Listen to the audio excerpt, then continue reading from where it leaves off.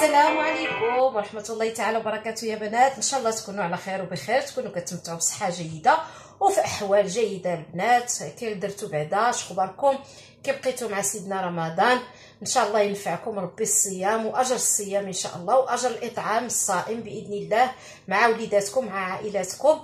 حبايبي ان شاء الله يعني نلقاكم في احسن الاحوال كما كنتمنى لكم، وتكونوا ان شاء الله في مزاج عالي وراقي باذن الله. البنات حبيباتي، بغيت نشارك معكم هذا النهار واحد ان كيك افيك اون كريم باتيسير او سيترون. كتجي غزاله البنات وسهله التحضير، ومكوناتها يعني متواجده في كل بيت، وكتجي غزاله البنات. صدقوني يمكن ديروها تحليه، يمكن تاخذوها مع بود كافي ولا كويز داتاي، المهم لكم الاختيار. المهم كتجي غزاله البنات. اذا نبداو على بركه الله. ذكر المقادير عندنا حبايبي. كنحتاجوا هنا عندي شحال من بيضه؟ هنا عندي 5 البيضات، هما 3 غادي نديروهم في لو كيك، وجوج غادي باش نصوبوا بهم لا كريم باتيسير. داكوغ. يلا عندنا هنايا جوج فاني، وحده غنحتاجوها لا كريم باتيسير، وحده كنحتاجوها للكيك. وخلاص عندنا هنا جوج خمارات ديال الكاطو الحلوه، وعندنا شويش د الزبده لا كريم، وعندنا لو زيست د سيترون، وعندنا هنا زيست سيترون قيمه معلقه كبيره حتى ل2 معالق. انا نقول لكم لان غنحتاجوها في لا كريم باتيسير، وغنحتاجوها في لو كيك. وعندنا هنا لو جي د سيترون. هذه السيترونه ديال البنات اللي حاطه لكم في القناه، رجعوا شوفوها. كناخذ منها واحد المعلقه كبيره وتندوبها في الماء وتتعطيني السيتروناد بلا ما تحتاج عاد نعصر الليمون الحامض وعاد نزيد له السكر. اذا هذه راه كنكتفي بها في صنع الكيك ديالنا. عندنا هنايا قيمه 4 كاس ديال الزيت. عندي هنايا معلقه كبيره ديال السنيده. هنا ما كنديرش الحلاوه في الكيك لان عاد نوريكم شنو غنديروا العناصر الاخرى، هي في حد ذاتها راها حلوه. وغادي نحتاجوا كاس الحليب، وغادي نحتاجوا كاس اخر ديال السيتروناد. هانتوما غتشوفوا شنو غندير به. وخلاص. وكنحتاجوا ان ياغورت. انا كندير هذا النوع البنات ماشي للاشهار، ولكن انا اي حاجه نجحت معايا وعجباتني تنحب انني نوصلها لكم ونشاركها معكم، وتنتوما تجربوها وتعرفوا النتيجه وردوا عليا الخبر في التعاليق. وكنحتاجوا هنا معلقه ديال البودغ د كريم باتيسير كبيره، وتنحتاجوا هنا معلقه كبيره ديال لا كريم فريش ابيس هنا عاقده. ونبداو على بركه الله بتحضير العمليه ديال الكيك. هو اول شيء وخلاص لو مول ديالنا ها هو دا. انا راني هنا دهناه خلاص بالزبده وبالدقيق. وغنبداو على بركه الله في صنع الكيك. هو الاول غنبداوه هنا البنات. غادي نشارك معكم حتى هذه. انا اي حاجه خديتها وكانت في المستوى وعطاتني نتيجه وكنت مرتاحه بنتيجتها وفرحانه يعني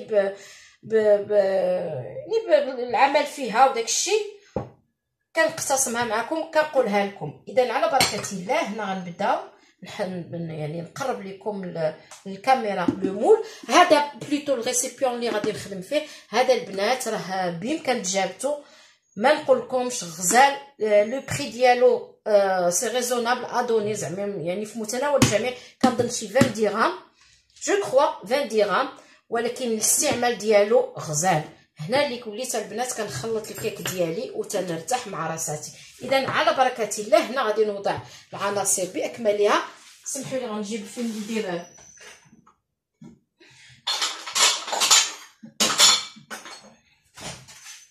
فين غادي نوضعوا هاد القشور ديال البيض باش نوضعوا اول شيء هنايا.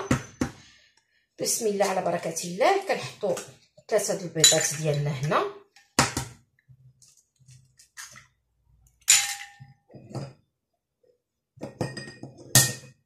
علاش هذا هما 3 البيضات.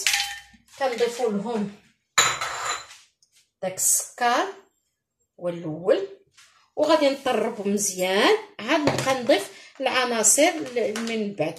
ممكن هاد الكيكه البنات اما ديروها بطريقه او ديروا، انا مجربه جوج طرق تيجيو فيه، تيجي هشيش وغزال في لوكو. خلاص الدقيق راه نسيت ما وريتو لكم شيء.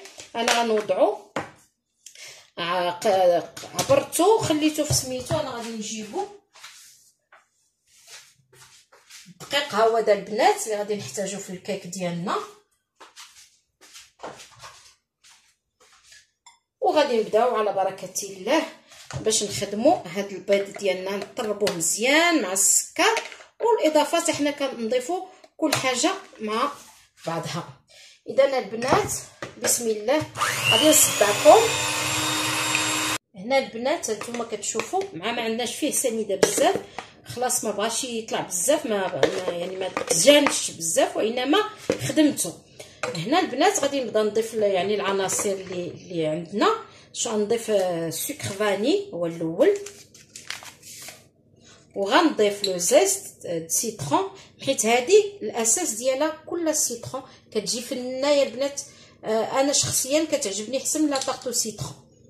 تندير فيها السيترون قيمه معلقه، وغادي نضيف دانون ياغورت. انا سمحوا لي تتخرج لي هاد كلمه دانون، وان كان ما خصنيش نقول لا مارك.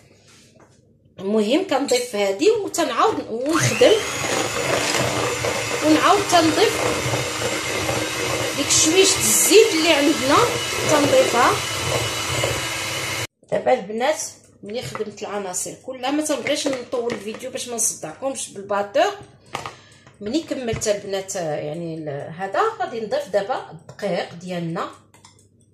غنضيف الدقيق هنا قيمه كاس حتى لجوج كيسان. القوام ديالها ما خصوش يكون قاصح وما يكونش جاري، باش غادي ملي غنسقيوها غادي تشرب لنا داك لو سيرو وغتجي غزاله. اذا هنا غادي نضيف الخميره فوق الدقيق، عاد نبدا نباطي هذا الدقيق مع باقي العناصر على بركه الله. غنضيف غير شويه غنخدمها قبل ما تخدمات لي هكا.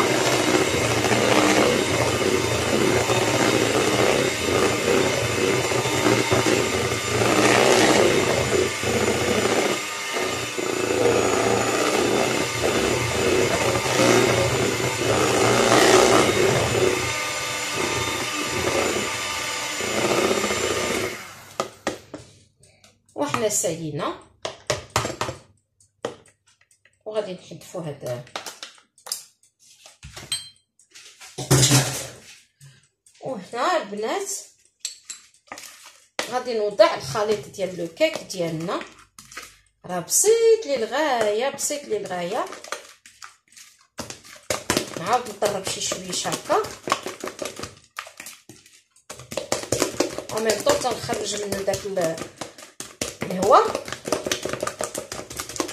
وغنوضعو في لو مول.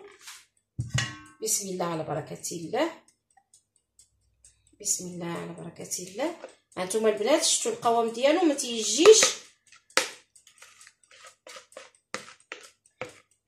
تيجيش ثقيل وما تيجيش خفيف. وغنوضعوه في الفرن.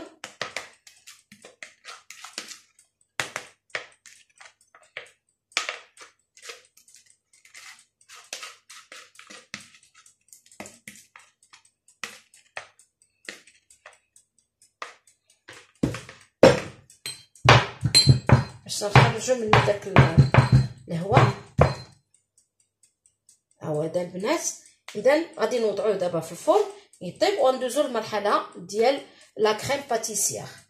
هنا البنات غنبداو دابا الان نحضروا المرحله الثانيه، هي ديال لا كريم باتيسير وسيترون. كتجي هائله البنات. اذا على بركه الله ذكرنا المقادير، دابا غادي نبداو في التحضير. اول شيء البنات كنوضع الحليب. هاد الكاس ديال الحليب اللي عندنا كنوضعوه هو الاول. كنضيف له هذاك لو زيست بلوتو هذاك السيتروناد اللي كنت موجده واللي قلت لكم كنزيد عليها الماء. ها هي دي تصبح يعني حاضره. البنات نتوما الا ما عندكم شيء كتعصروا كاس ديال الحامض وتزيدوا سنيده. انا هنا معدم عندي هو حلو، راه ما درتش سنيده لان اكتفيت بالحلاوه اللي عندي في السيتروناد. صافي البنات كنضيف هذا الكاس هنا مع الحليب، تنضيف لو زيست دو سيترون هنا، تنضيف لو زيست دو سيترون هنايا، وتنضيف البنات لا كريم باتيسير اللي قلت لكم داك المعلقه الكبيره، تنضيفها حتى هي، تنضيف العناصر كامله هنايا، وتنضيف داك لو ساشي د فاني حتى هو الثاني. وهنا عندي واحد المعلقه صغيره نسيت ما قلتها لكم شيء ديال الخميره الحلوه، نص معلقه صغيره كنضيفوها حتى هي باش كتجي مفشفشه لا كريم باتيسير ديالنا. وخلاص هنا عاد غادي نضيف يعني الصفار د البيض، جوج صفر د البيض اللي تنضيفوه هنايا مع لا كريم باتيسير. والزبده خلاص كنخليوها حتى هي المرحله الاخيره في الطهي ديال لا كريم باتيسير ديالنا. حيدوا هذا بيض البيض، كنديرو غير الصفر البنات.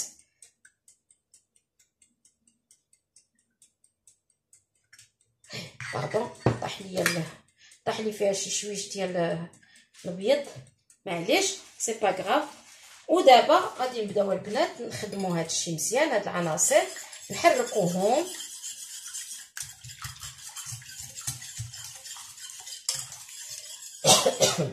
الحمد لله تتجانس العناصر مع بعضها مزيان. وغادي نوضعوها على النار تطيب على المهل حتى تتوجد لنا لا كريم باتيسير ديالنا. اذا ها العناصر كلها تجانسات مع بعضها هنا انتما كتشوفوا.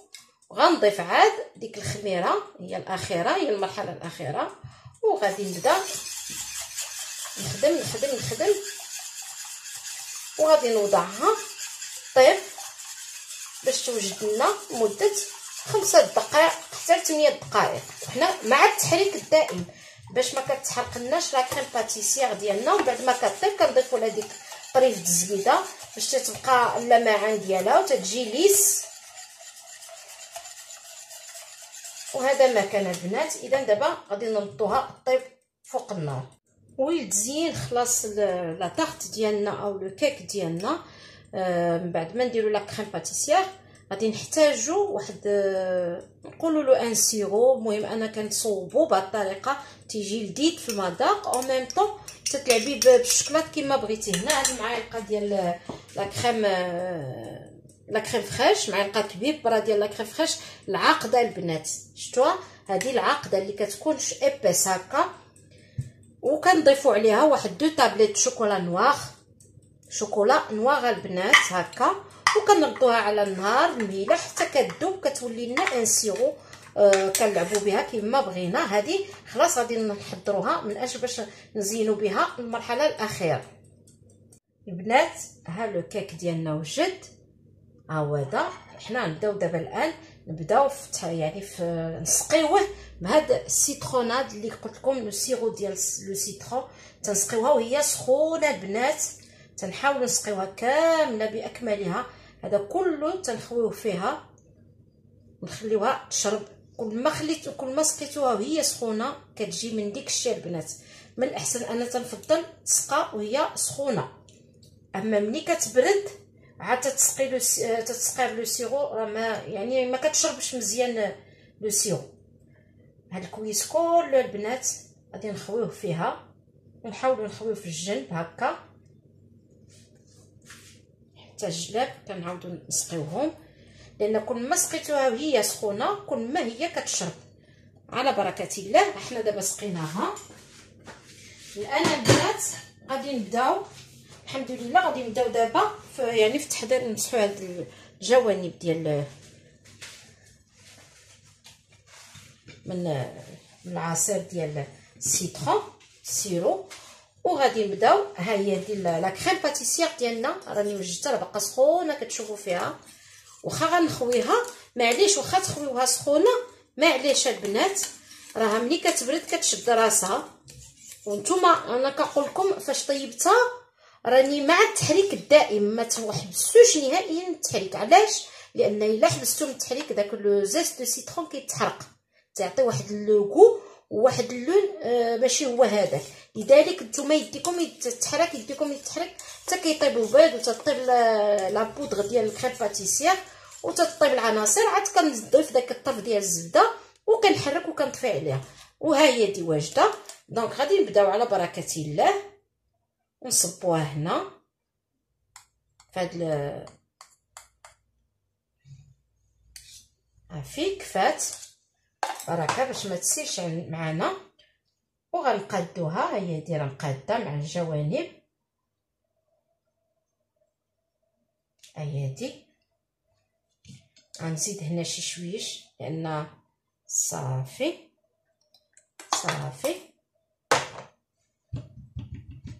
وغنخليها تبرد شي شويش، عاد نكملوا لها التزيين ديالها. البنات ملي بردات شي شويش بدات راسها.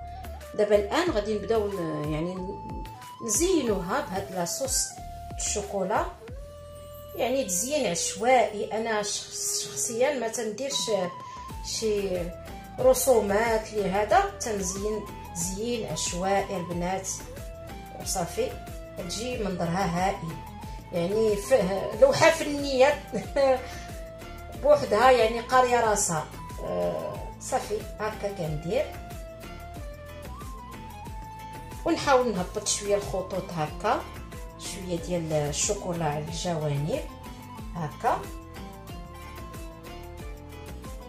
لان كنعرفوا الشكلاط مع السيتروناد ومع لي زورانج كيجي زوين، كيجي لوغو يعني كيتواتى مع بعضهم تيتجانسوا. هانتوما البنات تبقى غادا على هذا الشكل، خطوط عشوائيه، راه ما كاينش شي داكشي منظم ولا شي. مهم غيعطي المنظر، غيعطي لوحه فنيه فقط. وحنا سالينا يعني هذا. وغنجيبو باش نديرو كومطيم، يعني هاد الكيك اباز ديال السيترون. تنجيبو طريفات ديال الحامض نقطعوهم على هذا الشكل، وغادي نديكوري بهم الجانب، نوضعهم هكا، نوضع هادي هكا بهذا الشكل، ونوضع هادي هكا، ونوضع هادي هكا. وبالتالي يعني لا طاخت ديالنا او سيترون، ولا ما نسميهاش اون طاخت، هذه غنسميها ان كيك او سيترون. تيجي زوينه البنات، كنتمنى ان شاء الله تجربوه، تيجي هائل شكلا ومذاقا. ما تندموش عليه الا جربتوه، راه تيجي غزال البنات وبصحتكم وراحتكم. ولا عجبكم الفيديو ما تنساونيش، الله يرضي عليكم، من البارطاج والجيم، ويعني باش الفائده تعم على الجميع، وكتدعموني وانا كنفرح ملي كتدعموني، وتنزيد القدام ونزيد نعطيكم اكثر واكثر. وشكرا لكم على المشاهده، وشكرا لكم اخواتي. اولا بعدا نسيت ما قلتهاش، على التعليقات الجميله الجميله الجميله، يعني اللي كتعبر على الرقي ديالكم، واللي تتعبر على ما شاء الله عليكم، ولا حول ولا قوه الا. ملي كنقرا دوك التعليقات، ملي كنقرا شي تعليق على شي وصفه وتقول لي الاخت تسلم ايديك، ولا تقول لي ما شاء الله عليك، كنفرح بزاف وكنزيد نفكر اكثر واكثر نعطيكم. انا كنتقاسم معكم الطبخ ديالي اليومي، يعني اللي كان يعني ما كنجتهدش. انا هادشي اللي كندير في داري، كنبغي نشارك معكم لا كويزين ديالي فقط. هادشي اللي كاين البنات، وتنتمنى وسونا ستارز كتحبكم وكتمنى لكم الخير، وان شاء الله يعني تستقبلوا العيد ان شاء الله بالصحه والهنا والتيسير كل ما كتمناو، ورفع هذا الوباء علينا، ترجع الحياه ديالنا طبيعيه كيف ما كنتمناو دائما. والسلام عليكم ورحمه الله تعالى وبركاته.